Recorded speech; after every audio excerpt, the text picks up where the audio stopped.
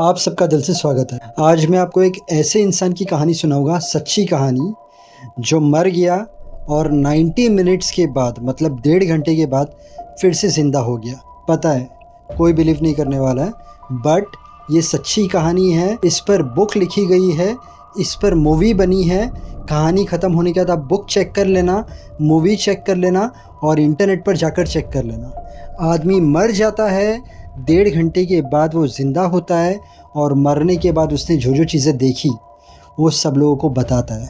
तो मरने के बाद वो ज़िंदा कैसे हुआ, ये बहुत इम्पोर्टेंट पार्ट है कहानी का। प्लस वो आदमी अभी भी ज़िंदा है, उसका इंस्टाग्राम आईडी भी मैं आपको बताऊंगा। बिना देरी किए हुए हम कहानी चालू करते हैं। वीडियो पसंद आया तो लाइक करना मत भूलना।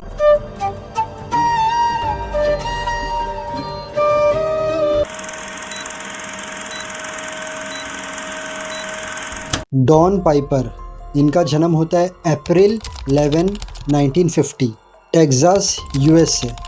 बचपन से ये गॉड में बहुत मानते थे, प्रेयर बहुत करते थे, लोगों को हेल्प करना इन्हें बहुत पसंद था। मतलब इन्हें इनकी लाइफ ऐसी लगती थी, मेरी लाइफ में लोगों के लिए कुर्बान कर दूँ। मतलब जितना हो सके मैं लोगों की मदद करूँ, लोगों को नॉलेज बांटूँ, लोगों को गॉड के बारे में सब बताऊँ। और इसलिए वो बन जाते हैं पास्टर। उनकी शादी होती है ईवा नाम की लड़की से, ईवा पाइपर। डॉन को 3 बच्चे होते हैं, एक लड़की और 2 ट्विंस। निकोल लड़की का नाम रहता है, जॉ और क्रिस लड़के के नाम रहते हैं। डॉन बीमार लोगों के लिए दुआ करते थे, हॉस्पिटल विजिट करते थे, जिनकी मौत नज़दीक होती थी उनके पास बैठते थे, उनके साथ बातें करते थे, उनके लिए प्रेयर करते थे। पूरी तरीके से उन्होंने अपना जीवन दे दिया था ऊपर वाले की प्रेयर में और लोगों की मदद करने में। बट जनवरी 18, 1989, उस दिन सब चेंज होने वाला था, हर चीज़ें बदलने वाली थी। और वो डेट आती है जनवरी 18, 1989। वो जाते हैं क्रिश्चियन पास्टर्स कॉन्फ्रेंस अटेंड करने के लिए। वो टेक्सास में ही था, उनके घर से 177 किलोमीटर दूर। जाते वक्त कोई इशू नहीं था। वहाँ पर वो पहुँचते हैं, अटेंड करते हैं कॉन्फ्रेंस, स्पिरिचुअल टीचिंग होती है, लोगों को एनकरेज करते हैं, वो खुद एक स्पीच देते हैं। बस वो कॉन्फ्रेंस ख़त्म होती है, सबसे मिलते हैं और घर के लिए निकलते हैं। उनके पास कार थी, Ford escort car, red colour की। वो कार चलाते वक्त भी प्रेयर करते हैं। रोड भी बहुत पीसफुल था, वो शांति से जा रहे थे, कोई तकलीफ़ नहीं थी। उनके दिमाग के अंदर घर पर पहुंचकर उन्हें क्या क्या एक्टिविटी करनी है, कहाँ कहाँ पर जाना है, ये सब चीज़ें चल रही थी। बट उन्हें नहीं पता था कि थोड़ी देर के बाद मौत उनका इंतज़ार कर रही है। 50 किलोमीटर, 100 किलोमीटर, 145 किलोमीटर वो क्रॉस कर डालते। सिर्फ थोड़ा ही रास्ता बाकी था अभी। वो नैरो ब्रिज ऑन हाईवे 19 पर पहुंचते हैं। वो उनकी कार चला रहे हैं और अचानक सामने से बहुत बड़ा ट्रक आया, 18 व्हील वाला 18 व्हीलर। ट्रक ने अपना कंट्रोल खो दिया और बराबर क्रैश किया डॉन की कार के ऊपर।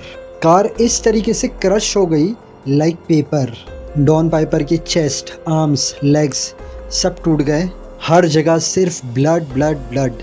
पुलिस, फायर फाइटर्स सब लोग वहाँ पर आ गए। उन लोगों ने डॉन पाइपर को चेक किया तो डॉन पाइपर मर चुके थे। उनकी पल्स नहीं थी, उनकी हार्ट बीट नहीं थी, उनकी सांसें नहीं चल रही थी। उन्हें ऑफिशियली डेथ डिक्लेयर कर दिया गया और उनकी बॉडी थी, उसे कवर किया गया एक प्लास्टिक शीट से। उनकी बॉडी वहाँ पर ही पड़ी थी। बस वो लोग मेडिकल वैन का इंतज़ार कर रहे थे जो बॉडी को मॉर्ग तक लेकर जाए। जब तक वो मेडिकल वैन आ रही थी, पुलिस और रेस्क्यू वर्कर्स क्या कर रहे थे, वो एक्सीडेंट के अंदर दूसरे भी बहुत लोग घायल हो गए थे, तो उनके पास जा रहे थे, उनकी देखभाल कर रहे थे और उन सबको फटाफट हॉस्पिटल भेज रहे थे। क्योंकि ये एक्सीडेंट हुआ था, बहुत ट्रैफिक जमा हो गई थी और उस ट्रैफिक के बीच में और एक पास्टर था जिसका नाम था डिक ऑनरेकर। अब ये पास्टर भी वो कॉन्फ्रेंस अटेंड करने गया था। दोनों उस कॉन्फ्रेंस में थे, बट डिक डॉन पास्टर को पर्सनली नहीं जानता था। अब उसने पुलिस को पूछा क्या हुआ, इतनी ट्रैफिक क्यों है। डिक ने पूछा दूसरे पास्टर ने जो ट्रैफिक के अंदर था कार से बाहर निकलकर। तो पुलिस ने कहा रेड कार में एक पास्टर ऑफ हो गए। अब ध्यान से सुनना, उसी वक्त डिक को अंदर से आवाज़ आई कि गॉड कह रहे हैं कि वो जो मर गया है उसके लिए प्रे कर। अब तक डॉन मर गया था, ऑलमोस्ट उसे 80-85 मिनट्स हो गए थे। डिक कहता है पुलिस को वो जो मर गए हैं क्या मैं उनके लिए प्रे करूं। पुलिस जवाब देती है वो मर गया है, तुम प्रे करोगे बट कोई फ़ायदा नहीं होने वाला है। डिक कहता है प्लीज़ मुझे एक बार प्रे करने दो। उसके बहुत कन्विंस करने पर पुलिस मान जाती है। अब डिक डॉन पास्टर के पास बैठ जाता है, उसके शोल्डर पर हाथ रखता है और चर्च का ही एक गाना गाता है, मतलब इट्स प्रेयर। गाने के थ्रू प्रेयर करता है, चर्च का ही सॉन्ग रहता है वो। पहले वो धीमे आवाज़ में गाता है, फिर वो ज़ोर से गाता है, फिर वो और ज़ोर से गाता है। यहाँ पर 90 मिनट्स कंप्लीट होते हैं और अचानक आवाज़ आती है डॉन के मुंह से। डॉन भी वही सॉन्ग, चर्च का सॉन्ग गाता है जो डिक गा रहा था। हाँ, डॉन मर चुका था बट अचानक डॉन के लिप्स हिलने लग गए और डॉन भी वही चर्च का सॉन्ग गाने लग गया जो डिक गा रहा था। हर कोई शॉक हो जाता है, हर कोई देखने लग जाता है, वो लोग डर भी जाते हैं बट उन लोगों को कंफर्म हो जाता है कि यार ये ज़िंदा है। फटाफट उसे प्लास्टिक के शीट से निकालते हैं और हॉस्पिटल लेकर जाते हैं। हॉस्पिटल लेके जाने के बाद 34 सर्जरीज होती है। 13 मंथ्स तक वो हॉस्पिटल में रहता है। चेस्ट, आर्म्स, लेग्स सब टूट गए थे, मतलब चेस्ट तो क्रश्ड हो गई थी। बहुत टाइम तक वो चल नहीं सकता था, मूव नहीं हो सकता था। बट जब वो कम्प्लीटली होश में आ गया तो उसने लोगों को बताया मरने के बाद उसके साथ क्या हुआ था। वो कहते हैं मरने के बाद मैं हेवन के गेट के पास खड़ा था और वो गेट बहुत बड़ा था। मैं आपको समझा ही नहीं पाऊंगा कि उसकी हाइट कितनी थी और वो गोल्डन कलर का गेट था। वो कहते हैं मैंने उन लोगों को देखा जो बहुत साल पहले मर गए हैं, मेरे अपने, उनके ग्रैंडफादर, उनके दोस्त, उनके टीचर। वो लोग बहुत यंग दिख रहे थे, उनके फेस पर अलग सी लाइट थी, अलग सी स्माइल थी। वो लोग ने मुझे हग किया। मैंने ऐसे कलर्स देखे जो कलर्स मैंने कभी नहीं देखे। मुझे वो जगह बहुत ब्यूटीफुल और पीसफुल लगी। मुझे वहाँ पर बहुत हैप्पी फीलिंग आई। No pain, no fear. मुझे वहाँ पर ही रुकना था, रिटर्न नहीं आना था।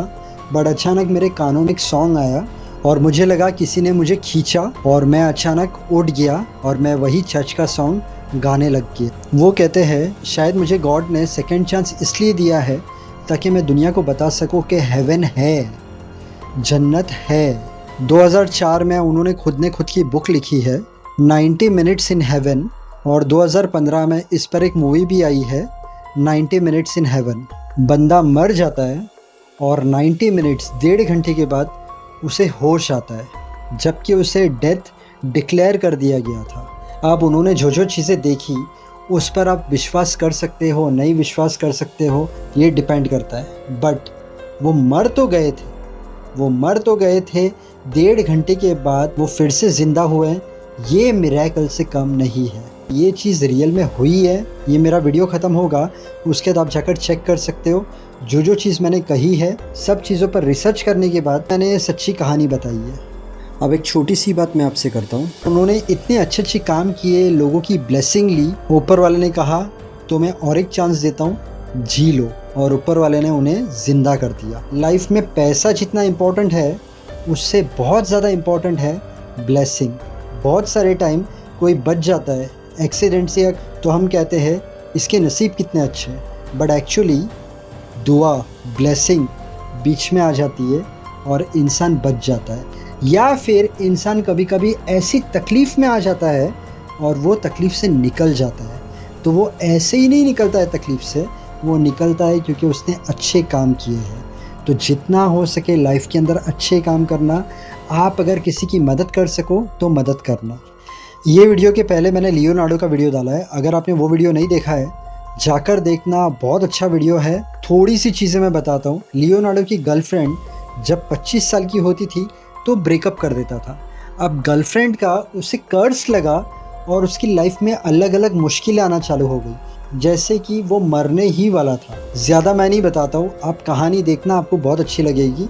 प्रिंसेस डायना की कहानी बहुत अच्छी है। जस्टिन बीबर का वीडियो मेरे चैनल पर 1,80,000 व्यूज़ क्रॉस कर दिया है, तो वो अगर आपने मिस किया है वो देखना। माइकल जैक्सन की लाइफ स्टोरी देखना, डेथ मिस्ट्री देखना। यहाँ पर जो मैंने थंबनेल डाला है, इसके अलावा भी आप जब नीचे स्क्रॉल करोगे तो बहुत सारी ऐसी अलग अलग कहानी है, suspense, mystery, time travel, horror, rebirth की स्टोरी। वो सब कहानी आप देखोगे तो आपको पसंद आएगी और अलग अलग चीज़ें जानने मिलेगी। आज का वीडियो अगर आपको पसंद आया तो वीडियो को लाइक करना मत भूलना, चैनल को सब्सक्राइब करना मत भूलना। Thank you so much. God bless and wish you a very happy life.